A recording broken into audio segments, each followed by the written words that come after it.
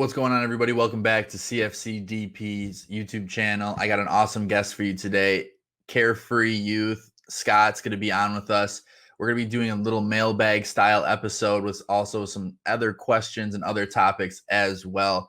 But first, we're going to touch base with Chelsea Look Back, who put an awesome video out recently of a Chelsea's Academy project, Trevoh Chalobah.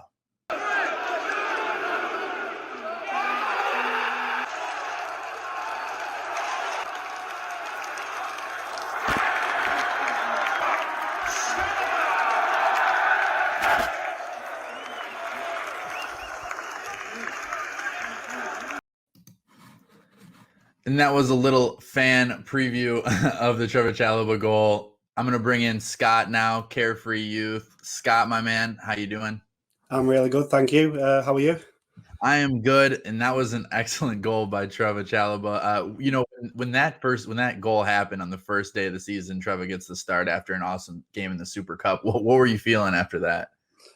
Just so much pride, and yeah, he's one that's a lot of fans before this summer wasn't keeping much of an eye on. It was all Mark Guehi. He's going to be the guy that's going to come in, and Chalobah kind of got ignored by a lot of fans. But he's shown in pre-season, and then just to get a chance in the Super Cup, and then to start in the debut in the Premier League I was just in shock, and then just so proud of just scoring that goal. To see somebody that's been around the club since about 8 or 9 to have that dream of playing for the team, play with the blue colours on his shirt, and then just scoring, it was unbelievable.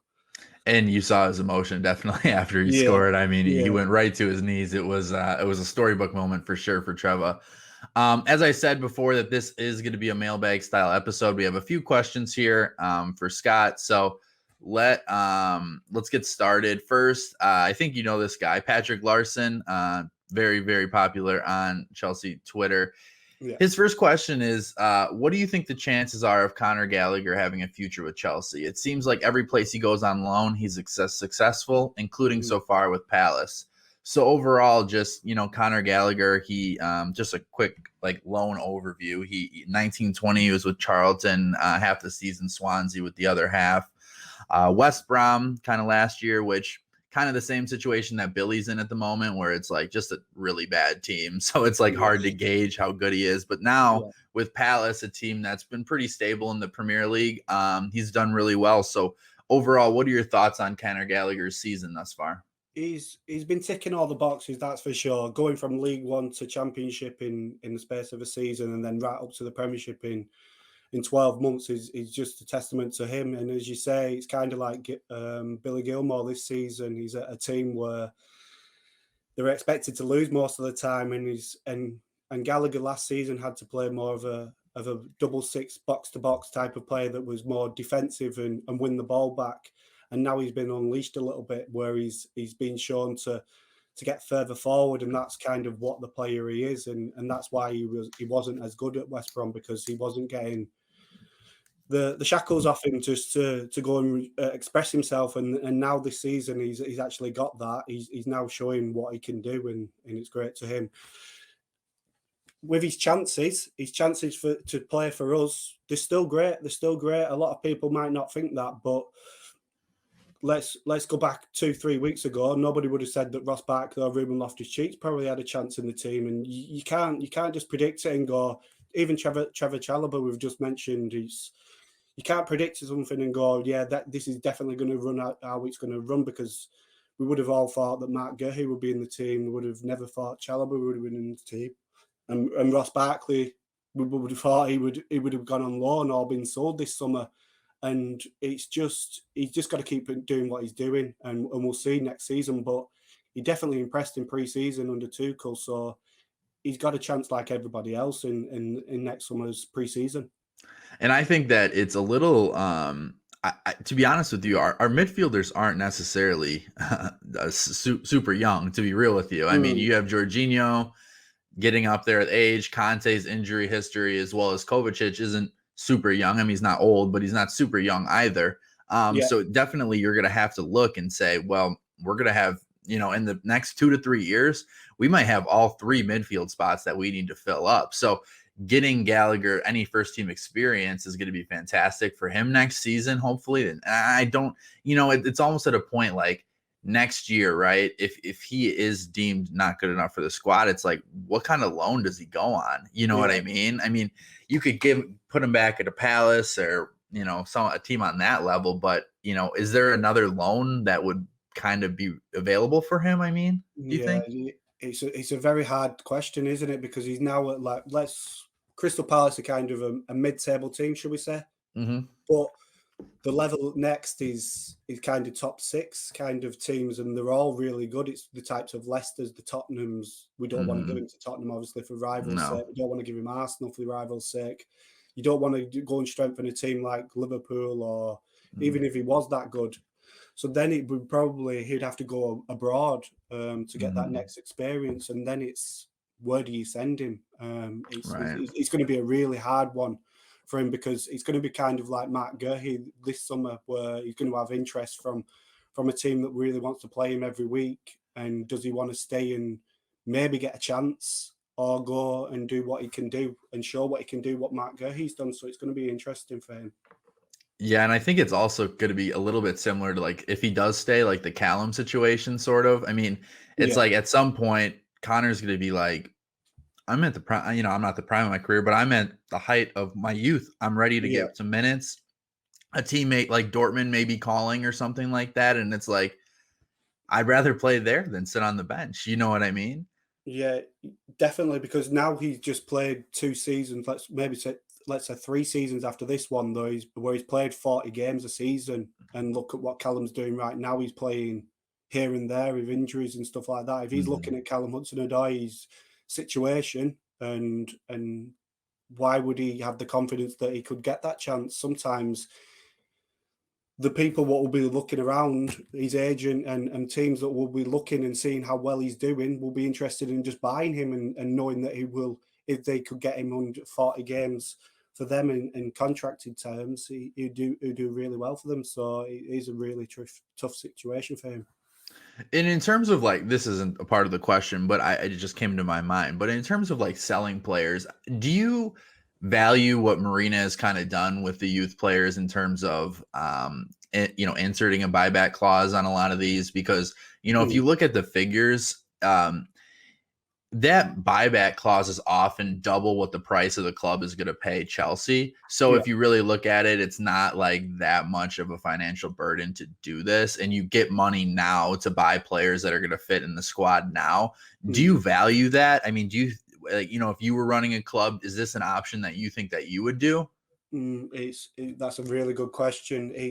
I'm in 2 minds with it, with a lot of this, where I feel like it's a really good move. Yeah, we've gone and sold, Livramento, which is somebody that looks like we should buy back kind of feeling. But if he was stayed here, would he be like Callum Hudson-Odoi? Would he be getting 2 games a season and never showing what he was worth, and fans just expecting him not being good enough? Where now he's just proven in the space of 2 months that he is good enough for this level. So I like that we're doing this, because it means we're getting money for them, and they're going out and playing. And now these clubs that are buying them, they're not looking at them as loan players, where they don't really look at them as, right, we're going to try and get them to the next level. They think, because they're going to go in 12 months and go on to a better team. Now they're thinking, if we progress their careers, we're going to benefit, because next season or the season after we can sell them for double the price. So it's a good move, but at the same time, I have got a little bit of my youthful thoughts and bias, and I think some of these sales that we've made might come to haunt us. But the money that we've got is a good way to go and buy a player like Lukaku, who obviously takes the team to the next level, and that's what we all want as fans. We want to see Chelsea go for these big trophies, and getting a striker like Lukaku makes you better. So it's a hard one, because I am biased, but at the same time, I want Chelsea to win things just like anybody else. So these players that get signed for all this money that we've made, it's a good thing. And, like, I've had conversations with people where I think that the loan it's really difficult, because, for every once in a while I'll watch one of those Chelsea life on loan things that they put out on their app or whatever. And I just think that it's for for a kid, I mean, they're adults, but it's a kid pretty much usually at like 20, 19, somewhere like that. Yeah. To be in a place for 12 months, there's no way that these kids are going to be super comfortable with where they are. And they know their status at that club. So I think when you talk about, like, for Tammy, for instance, and this is how I kind of thought, I'm like, Tammy knows that he's going to be a Roma player. He's going to get comfortable in the city. He's going to get his personal life in order in Rome, right? Now you're going to be able to see what his best is there. Yeah. Because if you send him there for 12 months, he's like, well, I'm going to be living in an apartment for 12 months, albeit it's probably going to be a very nice apartment, but like, but what I'm saying, it's not going to be home to him, and it's not going to be comfortable. And I think that that's something that needs to be like thought about a lot, because these players are people, and to be moving from place to place to place year after year after year, it can just be such a burden. And essentially, I think it stunts their growth at a certain point, because you have different people teaching them different things year after year after year after year, Yeah, I completely agree. There's always ups and there's always downs to these things. Yes, he's going getting game time, but there's a lot of things where you're moving away from family, you're moving away from friends, and even last season was probably the hardest of all, because it was like COVID time. So it wasn't even like they could even invite friends and family over for a couple of weeks when they was feeling a bit down. It was kind of all FaceTime. And yes, it's a great thing to have this FaceTime kind of stuff where we can talk to people, but it's not the same, is it, to have somebody around to be able to just have you back when you're feeling down and pick you up with a nice simple joke or a hug or things like that. So it's probably even harder last season for them. Yeah. So moving on to the next question. That was an awesome question, Patrick, about Conor Gallagher. From Ollie Lange. He said he wants to know who will be the next Chalobah. Explaining further, not the most talked about youngster beforehand, but we'll break into the first team. I think, to be honest with you, I know a lot of people were high on Trevoh, but just kind of loan after loan. And I remember I was listening to a podcast, and Joe Tweedy was like, keep an eye on Trevoh Chalobah. And I was like, whoa, like that's kind of a name out of left field. But turns out, that actually came into fruition. So, there is a lot of young players, and there's a lot of people that might break into the squad. But do you have one in particular that you've had earmarked? The easy answer is Harvey Vale at the moment. He started off the season in development squad and really kicked on. He scored a lot of important goals, and he's just yesterday captained the England under-19s, which is a nice thing for him to do. But it's with Chelsea Academy, there's always somebody coming through, if you know what I mean. There's always another player. If I could probably list a goalkeeper, a defender, a left back, a right back. Do you know what I mean? Yeah, full squad. Well, it's not as simple as that. There's a lot of things that go into getting a player from academy level to the first team. There's a lot of things of going out on loan. Does that manager trust you? Does he get sacked? And then all the momentum that you've had is lost. He's a tactic that he has to go and play in loan. Does he get injured for a long time? Does his confidence get hit? So it's very hard to predict, because I've been watching the academy for 10 years or even longer, probably 15 plus years of earmarking players what I think are going to do well, but it's not as easy as that. But Harvey Vale is one where I am looking at and thinking he could get a chance this season. If that's in like the FA Cup early rounds, I think he's in with a shout. Can you just give us a little bit of a bio about Harvey Vale for the viewers that don't have as much knowledge about him? Could you just kind of explain his player profile just a little bit? He's more of an attacking midfielder, but he has been playing sometimes as a left wing back, but I wouldn't say that's his natural role. So don't start thinking, here we go, we've got another somebody to replace Marcus Alonso or Emerson. He's not that type of player, but he has been filling in that type of role. If I had to kind of give you a kind of something that he was comparable to, I'd probably say Mason Mount, Havertz kind of player, where he's very good on the ball. He can take a player on, he can make a pass, but what he's got a little bit better than Mason Mount. No disrespect to Mason Mount, but he's a bit clinical. He's a little bit more clinical in the final third, but that isn't academy level. You've got to see how he gets on at the senior level. But right now, he's a very good player, and he's very good technically on the ball, and he knows where players are to just pick that pass out. So that's the type of player he is.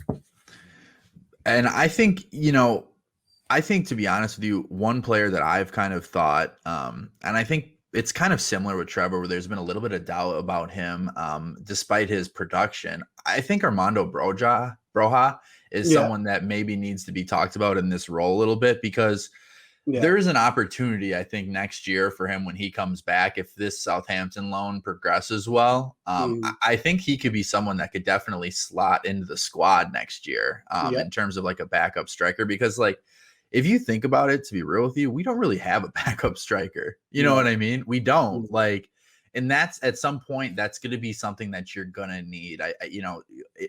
We are Chelsea. We do play a lot of games every season. Yeah. So I think Broja could be someone that you could definitely see sliding in. I've liked what I've seen thus far. He hasn't played in like a ton of games and a ton of minutes for Southampton, but overall the level of loan I think is attractive for him. And I think he scored like 2 or 3 goals in the Carabao Cup or something like that in one game. So, and he scored that big goal for Albania too. I can't remember who was it against, but it was in like the last minute of the game. I mean, he does have a knack for goal. I mean, is Armando Broja someone that you rate? Yeah. He's somebody which has actually shocked me. He's one that when I start to watch the under-18s and the scholars come through and you start to watch them and you start to go, right, he's good. Do you know, when you have your eye test, that's what I do. And the first season, I'll be honest with you, I thought, no, do you know, I was like thinking, he's not going to be the Chelsea type of striker. And then the next season he went with Albania under 21s, I think he went with, and he started scoring like 3 or 4 goals, and he came back confident as hell. And I think he scored that season. He went from under 18s to development squad, and I was just like, wow, this guy can play. And he just went from like a low confidence type of, do you know, when Torres had that type of low confidence, and he went into like a Drogba type, right, this is, I am the guy kind of mold, like a Lukaku kind of person. And he's just got to keep that confidence. That's what I'm worried about right now with Southampton. Is he playing enough, and is he getting the confidence? Because I've seen him when his confidence is low, and I don't want to see him do that. But he's definitely got a future here if he keeps continuing as he is. Yeah, confidence is key, especially for a striker. I think that, to be honest with you, that's that and goalie is pretty much like you have to have it, because if you don't, you've already lost, and you've seen it. Because not everybody has like the work rate and the mentality like that Timo does. Because I mean, Timo is a perfect example of a guy whose confidence should be shot. You know what I mean? That he has no chance at all, but his work rate allows him to get onto the field and continue to be successful. And I mean, we don't want to jump to conclusions as we did last year, but I think this last game has definitely boosted that confidence a little bit. And, Timo, if you don't want to use your feet to score goals, headers work too. The last couple of games, I mean, headers, they count the same, to be honest with you. Yeah, the good thing about headers is usually they come at you really fast, that he's got no time to think and overthink it in his head. He just goes, okay, bang, and it's in the back of the net, and the foot kind of thing. So let's keep getting it to his head, and let's see. Hopefully his confidence go up, and then he'll hit it with his feet in the next ones. Yeah. So moving on to the next question. So Dan Hill kind of did a similar question. About the youth academy, which player not on loan or in the first team squad is the next big thing to come out of Cobham. And you did talk about Harvey Vale, who is with our academy. So I guess I'll kind of pivot it to a lone player, actually. A lot of people, are really high on Levi Colwill. There's a lot of other ones that we can talk about. Is there an on loan player, I think, that you are excited about? And doesn't necessarily have to be, you can say a couple too. It doesn't necessarily have to be someone that you're saying, oh, he'll be in the team next year. I mean, it could be anybody that you think that is on loan that, may have a chance. Well, we've touched on Broha, so I won't bring him up again. But there's Ian Matteson, Coventry, doing really well, and he's playing that left wing back role. They're playing 3 at the back.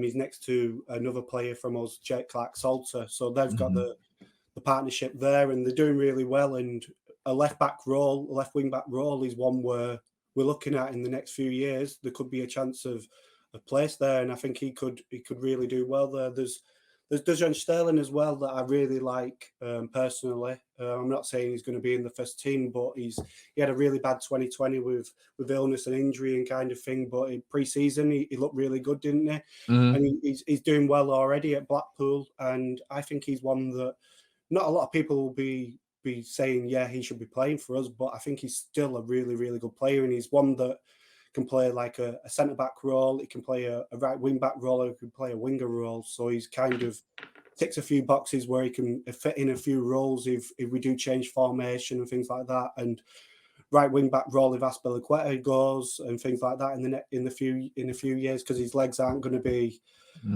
keeping him up there, going up and down the pitch as he has been in the years. So Dujon Sterling's one that at right wing back could be a chance, or Henry Lawrence as well is one that I'd like to say as well. So do you think, like, overall, I mean, so we're going to have a lot of tough decisions while, Chelsea is flying pretty high right now. Over the next 3 or 4 years, we're going to have a little bit of turnover. While we have a lot of young players in the squad, there are situations that, whether it's contract or just age, are going to change. So like in terms of, I guess, defense, midfield, attack, where are we the most deep, do you say, in our academy ranks? And in terms of, is there, because, you could see it in defense, for example. I mean, while the Christensen talks seem to be progressing very well, Rudiger it's really a toss up for him, to be honest with you. Yeah. And then, like, we talked about midfield earlier with, Jorginho, Kovacic, and Conte, all going to be potentially out of contract. And, attack, we're pretty young, to be honest, so probably not that. But, is there one that you think that we're more deep at, where it was like, if you're in a contract, talk, you could be like, well, you know what, Rudiger, if you want $400,000 a week or whatever, we can let you go because we have Levi Colwell. Or, what's your kind of thoughts on that? It's a hard one, because there's always one player in Chelsea's academy that could be that next player. They all show them signs. That's why they've got to this point, because it is a very, very hard place to get to right up to this level. So there's players like Charlie Webster, Silko Thomas. I could mention a lot. There's Ted Kurd, was an under 15-year-old goalkeeper, and he was playing for the under 18s last season. There's the Sharman Law, who we bought, who's another goalkeeper, and they could get the chances, because there's always a chance that these players could get it. It's just pre-season and how lucky they can get, because an injury or a player leaving, but at the same time, if like the club do give Rudiger a contract, it could then have a knock-on effect where Colwell could then go. Do you know what I mean? Yeah, it's very hard to predict because I would have said to you all last season, Mark Guehi was the guy that was going to come back for us, and it doesn't play out like that, because players play for so many. They go out on loan to get this experience, and then they go, do you know what? Where is my chance? Right. Because it's so hard. This club is so good at going out there and going buying a player if they need a player. So it's very hard to get it, because look at Billy Gilmore. He's shown when he's played for us that he's so good. But now at Norwich, he's now getting beat every season. Is he going to even get a chance next season? Because somebody might even go, well, Gallagher's been doing better than you, and let's try give him a chance and send you out on loan again to Billy Gilmore. And that's what I'm worried about. The worry for all these players is, do they go into a loan cycle of not being able to get out of it?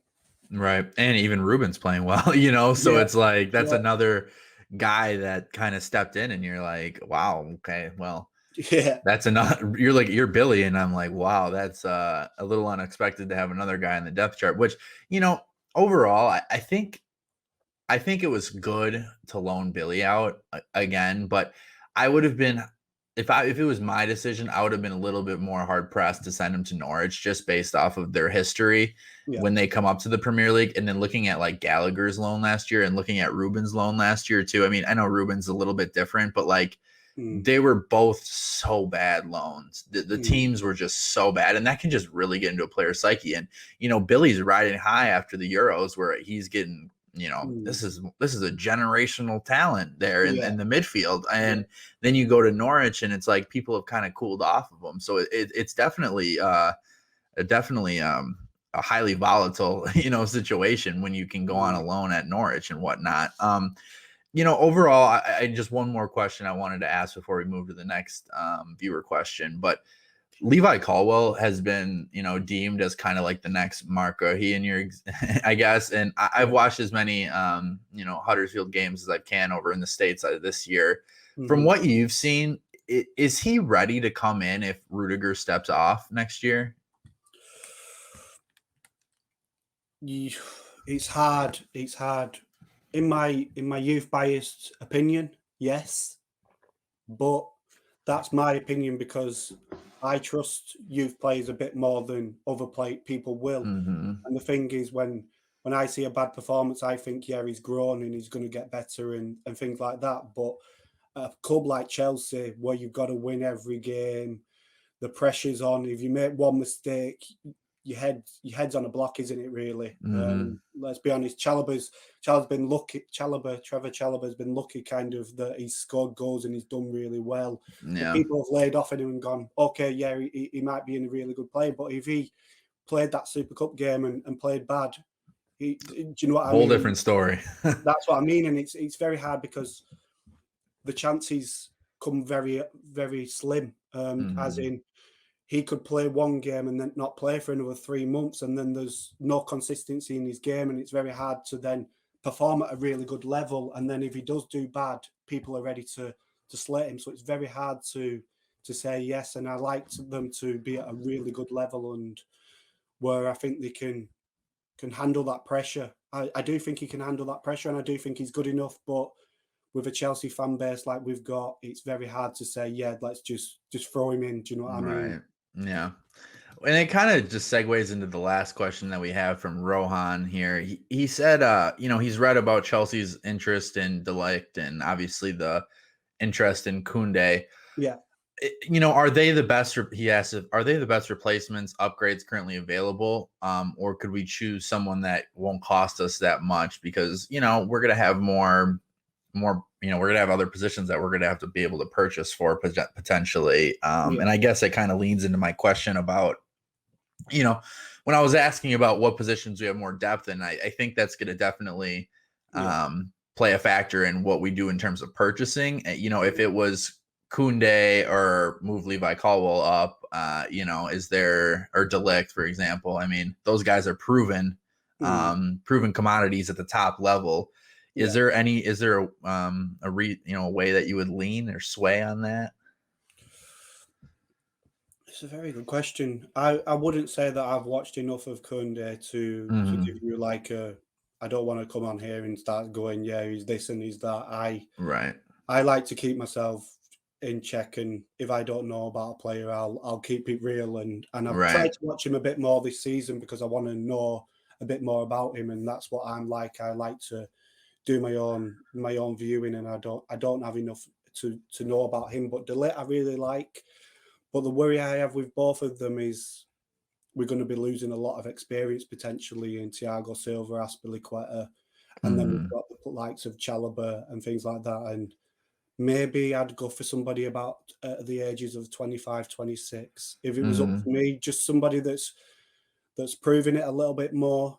That's with me being a bit of a youth biased person, but still I'd like to have a little bit of experience because this is a club that have got to be at the top because this is Tuchel's head at the same time, and we're building to win a title, aren't we? Really, so going really young.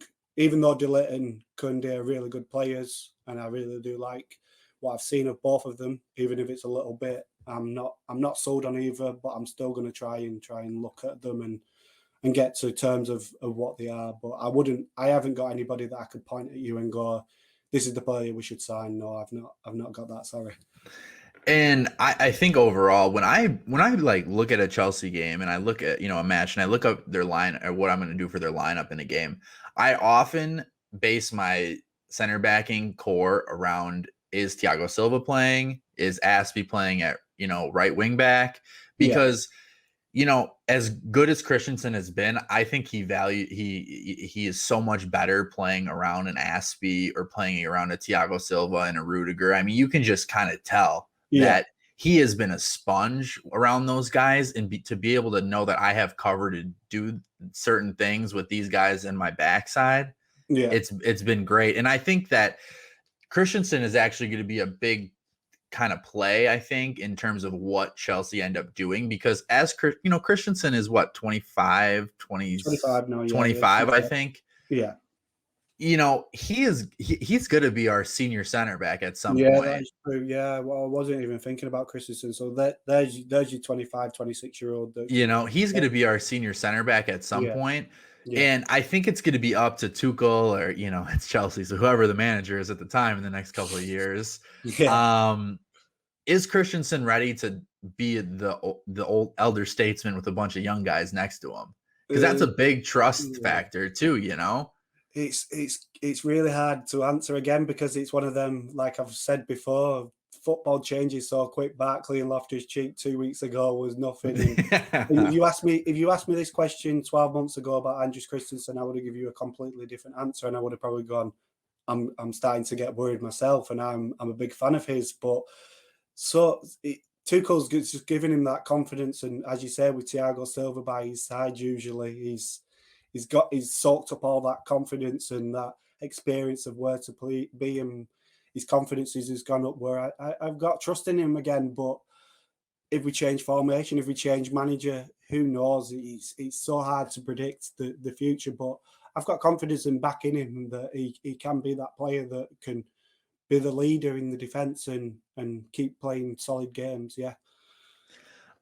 So moving on to our last kind of topic, we know that your name is Carefree Youth, and we talked beforehand about that you're in too deep to change it. You don't want youth to just be your mantra. And you've been doing a lot of awesome stuff at Football.London as well, just about the team in general.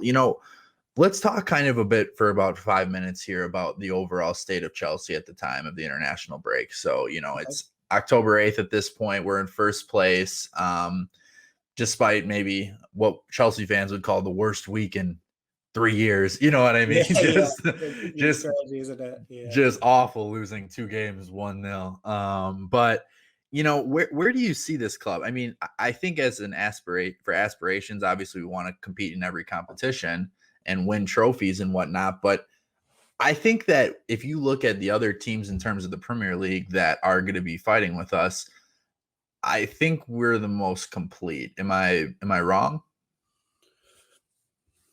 No. We've got squad depth, haven't we? We've got if a player gets injured, there's always somebody to play and give us that thing that we need. If we're playing every 3 days, there's somebody that can come in and give us a bit of energy. So no, I don't disagree with you with that. The only worry I have with us is consistency wise is maybe the City and Juventus things is still in my head, and I'm still a little bit like, right, that's put me back in my place, instead of going, we're going to win every game kind of feeling. But this is going to be an interesting run of fixtures, because I think Tuchel's given us this kind of confidence where we go into the bigger games and we're confident. It's the smaller teams where I'm actually more worried about this fixture run that we've got now, where we're playing like the teams like Malmo and Burnley and Brentford, and do you know what I mean? These are the ones where we've got to break down these low block teams. This is where I'm gonna, the next international break in November. Let's see if we get through these next fixtures and we can prove that we can beat the, let's say, lower opposition teams, then I will be confident. But I'm a little bit nervous about beating these low block teams, even though I'm confident we should easily be able to beat them. Right. I've still got this little bit of doubt in my head that last season we struggled to beat these teams and break them down, and I've still got that little doubt in my head. And I think that you bring up a great point, and I had the same opinion maybe the probably I did a match review before Man City and Juventus, and in both of them I was a little weary about how we were playing because I had felt that in the previous few games in the run up before, things just weren't looking right. You look at both Aston Villa performances and the Carabao, and then, again in the league, of course, we just weren't playing that well. While our talent kind of rose us above the top at those points, we weren't playing well. There was midfield problems. There was complacency against the low block. And I was just having concerns overall. And I think that Tuchel really needs, and I think that this international break came at a great time. And then you have a good performance against, Southampton right before it. But to say we need to be a little bit more progressive. When we can, when you play against a top team, Juventus, albeit their league status, and then Man City, they're going to score eventually. It's not like you can play your defensive structure and be as sound as you want, but overall, they're going to score eventually. They're too good to not take. And then when you do give up that goal, how do you react? And I listened into you and Adam Newsom and Daniel Childs, I think his name is. You guys talked about Romelu Lukaku and kind of what Tuchel is planning on doing for him, because the last 3 games it's been a little difficult to get him implemented the way that we would like to. You guys can obviously go check out that conversation. I'll put all of Scott's links in the bio and whatnot, but Scott, can you just touch on what you guys talked about a little bit about Romelu Lukaku? Yeah, it was, as you say, it was just like the attacking intent that we had for them 2 games against City and Juventus. It just seemed like we had like 10 players and then Lukaku up front, or if Werner was playing with him, I think, as well. But it felt like there was 2 players up front and there was no link up in between. I know Mason Mount was missing, and that kind of maybe in our heads thought that was a link that was kind of missing, but we just need to somehow get Lukaku more into the game. But the run of fixtures that we've got and the confidence Lukaku should have, and the bully he is, hopefully he'll be able to just now kick into a new gear. It's just my worry was attacking wise, the Ziyech, the Werner, Mount, Havertz, Pulisic, they've all not hit that spot that we all expect them to. None of them are doing terrible. They all do good sometime, and then they drop off a bit. And we just need that consistency, really, because with a player like Lukaku, we need the ball to him a bit more often and him involved a bit more, because if we get him involved more, it worries the defence. And I felt like them 2 games, especially against Juventus and Man City, it was kind of he was just a player up there, just not getting involved enough, and that's how you worry teams. If you get a player like Lukaku involved, the defence automatically starts to worry, don't they? Because he can hold it up, he can push someone off the ball, he can hold it. Do you know what? He can link play up and things like that. And I just felt like we just need to start to try and get him more involved. And just even yesterday's game and for Belgium, he just showed that if you get the ball to him more often, he's more than just a target man type of player. He's got too much in his game to just waste him as this target man type of player. And that's what that's kind of the subject we was on. Yeah, and especially like when you were going against Juventus, when it was like you have 2 super seasoned defenders right there, and it's anytime that he got the ball at his feet with his back to goal, instantly, right as the ball came, 3 defenders and 2 midfielders sink in on him. And what are you supposed to do? I mean, you can't do anything. So definitely seeing Romelu Lukaku in different situations. And, he like, I think he said this in an interview. He's not just a big guy that he's not Shaq. You know what I mean? Where you just give him in the ball in the post and say, all right, mate. All right, big man, go to work. He has finesse to his game. So being able to show that finesse is definitely something that I think Tuchel, and I think you agree that he needs to definitely work on. And you're not going to play Arsenal every week where they're just tactically like unsound in that game where Lukaku and Reece look great. So you're going to have to do things to create that on your own. But Scott, my man, I want to say thank you for coming on. We went a little bit over, but No worries. It was a good conversation. So, happy to have you on and hope you enjoyed it. No, it's been a pleasure. And in the future, I'm more than happy to join you again. You brought me out my 10-year kind of not going on YouTube and doing for these kind of things. So I'm more than happy to join you again and get some, hopefully after these, let's think about maybe after this next international break and see how we go on with these tougher, easier fixtures where I'm kind of worried, and hopefully sitting on the other side going, you shouldn't have worried, Scott, you shouldn't have worried. These low block teams, we've got Lukaku, don't be worried. We got the keys now, right? Yeah, it's been a pleasure. I've enjoyed it. Awesome. Yeah. And as I mentioned before, please go ahead and look in the bio and you can go ahead and see all of Scott's work there. An awesome Twitter follow. If you don't follow him already, I'm not sure what you're doing. It's really kind of a no-brainer to do at this point. As well, go ahead and look at Chelsea Lookback's YouTube, subscribe to him as well as his Twitter. He does awesome stuff. And honestly, anytime I see him, I know you follow him and you're friends with him as well, but anytime I see him on the feed, he just puts a smile on my face with awesome Chelsea moments. Yeah, I definitely agree. Yeah, he's his top guy. All right, awesome. Well, thank you very much for tuning in. Feel free to like and subscribe, comment as well, and have a good rest of your international break. Up the Chelsea.